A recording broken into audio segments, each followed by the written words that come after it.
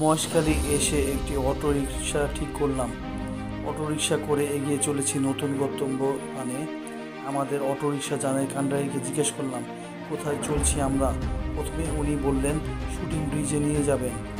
এ জায়গায় অনেক cinema shooting ধারণ হয়েছে। মিষ্টি রোদের আবার গায়ে মেখে আমরা এগিয়ে চলেছি। সময়ের সঙ্গে সঙ্গে আমরা এসে পৌঁছালাম শুটিং ব্রিজের কাছে। শুটিং ব্রিজে দাঁড়িয়ে মনোগ্রাম বনের মাঝে আমি মনে হলো ব্রিজে দাঁড়িয়ে যত চোখে যায় অগণিত ঢেউয়ের বিপুল সমাহার। দূরে অস্পষ্ট পাহাড় আর নিচে মনোরম সৌন্দর্যকে আরও দ্বিগুণ বাড়িয়ে দিয়েছে। আমরা অটোরিকশা যান রেখে পদব্রিজে এগিয়ে চললাম। সবুজ বন, নীল জলে সাজানো সারি সারি সাম্পান, প্যারাবন বিশিষ্ট মহেশখালী, যেটি দেখতে খুব ভালো লাগছিল। কক্সবাজার থেকে মহেশখালীর কুতুবদিয়া ও সোনাদিয়া দ্বীপে যেতে প্যারাবন দেখতে পাওয়া যাবে। সমুদ্র চর আর বাঁশখালী নদীর তীর ঘেঁষে গড়ে ওঠায় প্যারাবনের ভিতর প্রবেশ করলে মুক্ত না হয়ে ফেরার সুযোগ নেই। আমরা শুটিং ব্রিজের শেষ প্রান্তে এসে পৌঁছালাম। বাতাসে তীব্রতার উত্তাল পাতাল ঢেউয়ের শব্দ শিহরিত নিয়ে গেল। খুব উপভোগ করছিলাম সময়টা।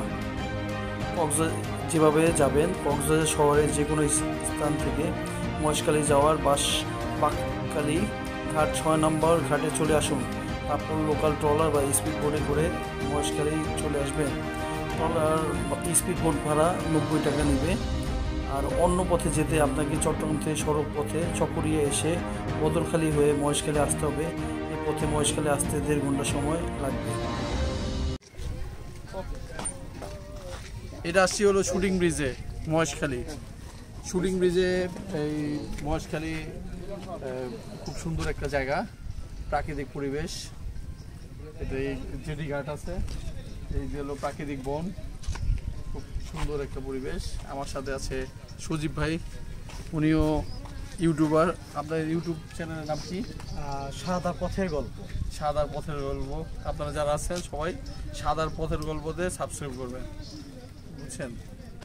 খুব পপুলার, উনি খুব চেষ্টা করতেছে, আস্তে আস্তে ওনারও সাবস্ক্রাইব বেড়ে যাবে আশা করি। Thank you.